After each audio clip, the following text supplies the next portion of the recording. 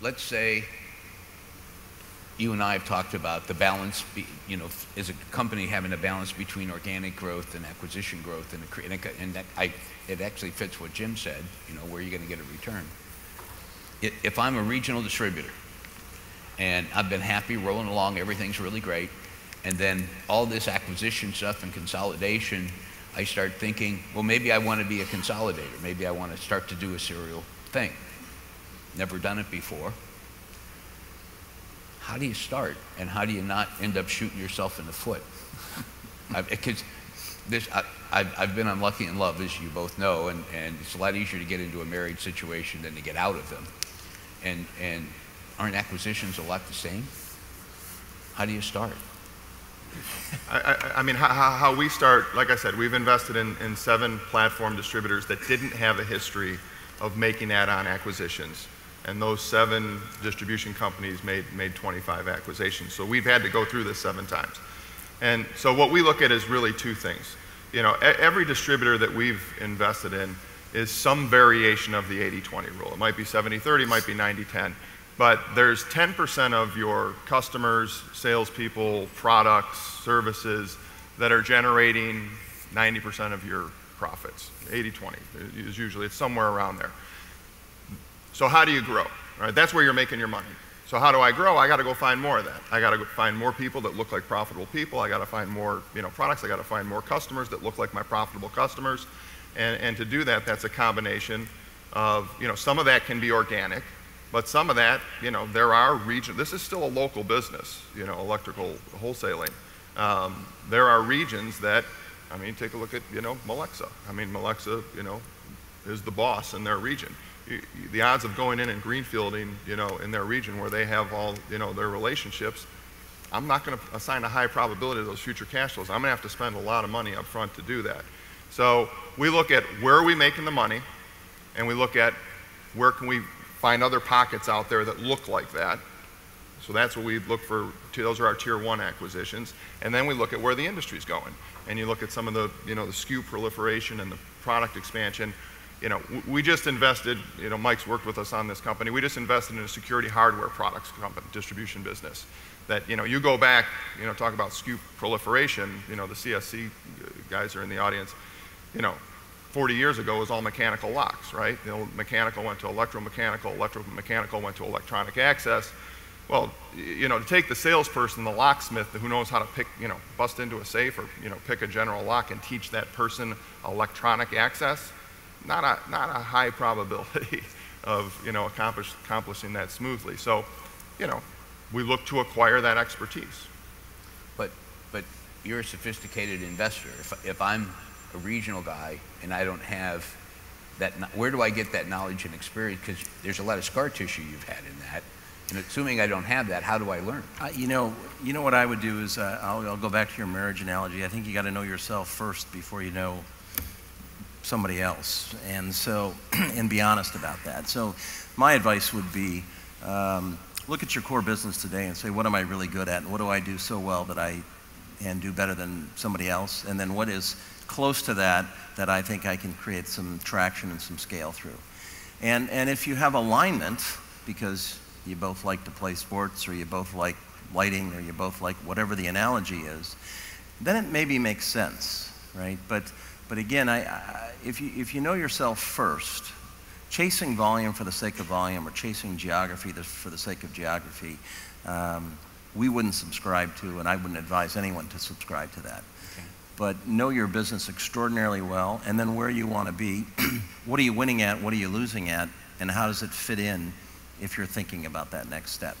That's exactly, I agree 100%. And that's what I'm talking about the 80-20 rule. There's 20%-ish of stuff where all the distributors in this room are making 80% of their profits.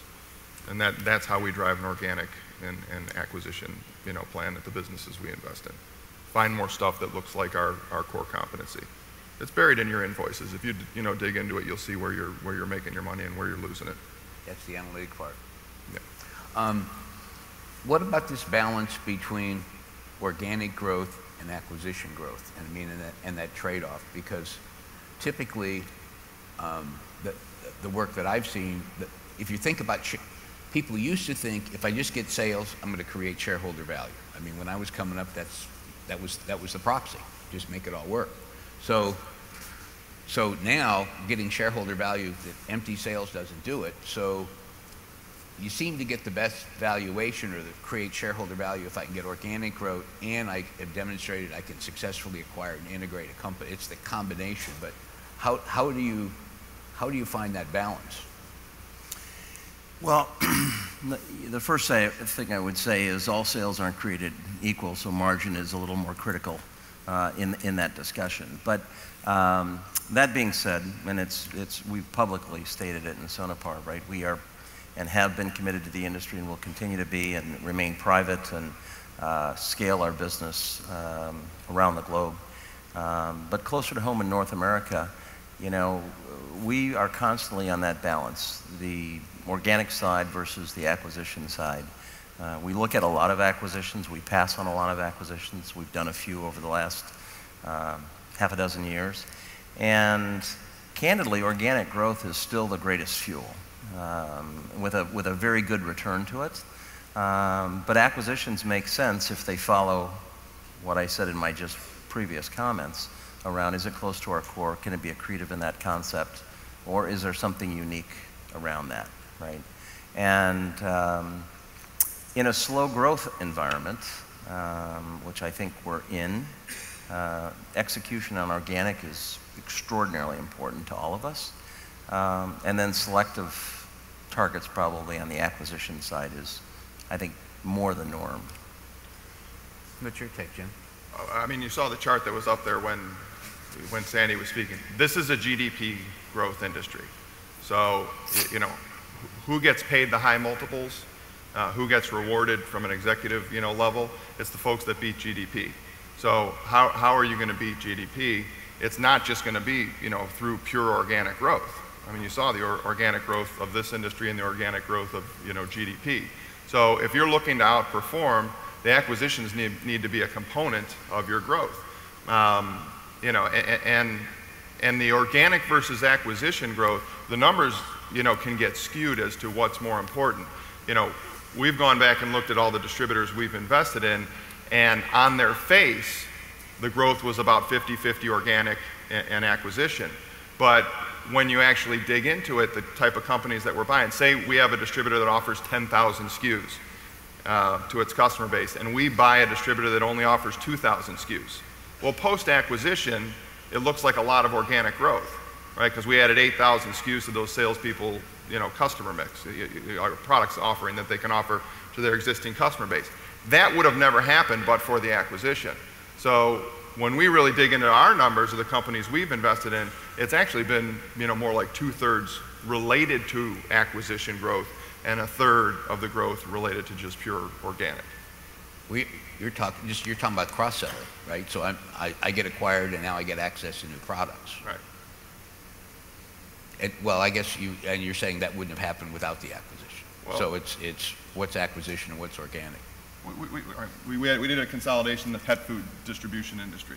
All right, so we offered 20-some thousand SKUs, our platform company, and we would go make acquisitions of companies that offered 4,000 SKUs. You know, that same person now could call their customer base and say, okay, now I've got Nestle Purina and Iams and, you know, all these, you know, vegan, you know, dog foods and stuff that they're all going, you know, in the same places. Don't even get these guys started. Yeah. It's a great industry, by the way, if any of you have a chance, and it's freakish. You can actually buy health insurance for your pet now. That's scary. Dave made a comment when I was talking about empty growth and talked about margin, and I know you care an awful lot about pricing.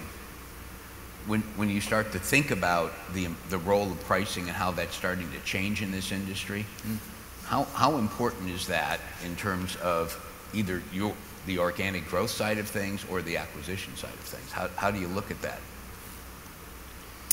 You know, again, it's discipline in how you run your business. So pricing clearly outweighs many, many things in terms of your overall profitability, and ultimately businesses are bought on profitability, and so that's why I kind of go to that pricing and that margin discussion. You know, I think discipline and precision is going to be more important to us in a lot of ways, right? How we think about the implications of e-commerce, how we think about the complexity of that, and then how we control that or manage that will have a lot to do with everybody's success and growth going forward. So, you know, if you can demonstrate that, and you do that through a number of ways. You do that through your analytics, you do that through your compensation schemes, you do that through a lot of different places. I think it brings real clarity, again, to a business in terms of what the value is, how they operate that business, and what the potential is for that business going forward. The thing I got missed a lot on that you were saying was discipline. So pricing's one of those things. So if you're looking at a company and trying to determine, in Jim's view, the value of that investment. Right. If they're disciplined on pricing, they're probably going to be disciplined on finances and disciplined on inventory. That tends to be the case. That's what we would see, right? What's your take on the pricing thing? I mean, it's huge. You just don't know what you don't know until you dig into it. I never answered your question on if you're going to become an acquirer. Like I said, we learn something new on every deal. Number one, get help.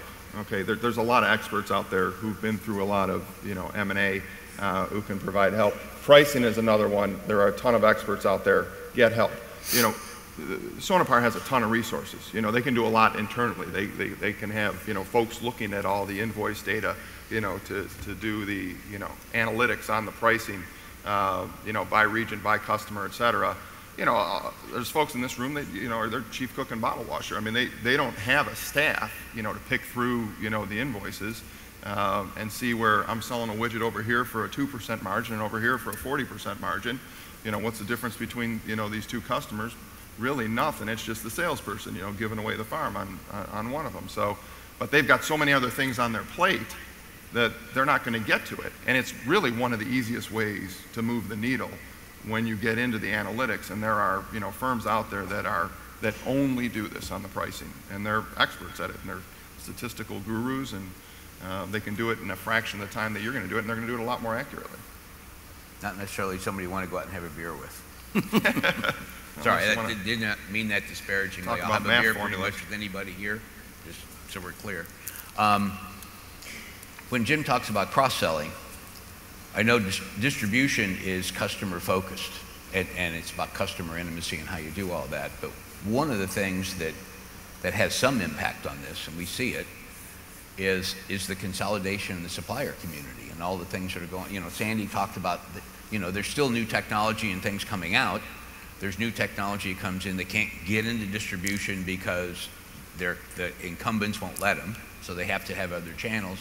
And then there's consolidation where you buy a distributor and the line doesn't follow, or they've got I mean, how is this factoring into what you look at and how you go forward? Is it? And I guess my real question is, how big a deal is this? I know it gets a lot of coverage, but is it strategically important? Yeah, look, you know, first of all, I think consolidation, and through my career, I've worked in a couple of different industries. So I've been in the automotive industry, I've been in the beverage industry prior to coming into electrical distribution, and the cycles are very similar, right? So consolidation takes place on both sides of the equation. We go through evolutions in technology, and I think, candidly, it's the inevitable. So there will be a consolidation period, and there will be innovation that creates, you know, new pieces that are out there that become an obsoleting factor to someone's base portfolio, and that business scales and it gets bought. And so this churn is part of the natural evolution. I think it happens faster than ever before, but it continues. I don't spend a lot of time really worrying about that, candidly. I think that there is so much opportunity from a customer perspective in our industry. And I also think that, you know, we aren't going to out Amazon, but there is an absolute role for true customer focus and execution around the perfect order. I think the expectation in our industry, and this is where I think consolidation helps us to some degree, the expectation that customers are going to have around the ease and simplicity of a perfect order delivered to them in some time frame that's dramatically shorter than the one that we're existing in today with our systems and opportunities is very, very difficult to do without some form of consolidation. And so I think that combination can be helpful on one hand, and we have to be opportunistic and take advantage of that. At the end of the day, there's a lot of role for us on the distribution side, and there's certainly a big role on the manufacturing side, but collectively, it's that keen customer focus and value driver that we have to deliver, and it's going to require us to change some things collectively in our supply chain, in the way we think about execution and speed, in my view.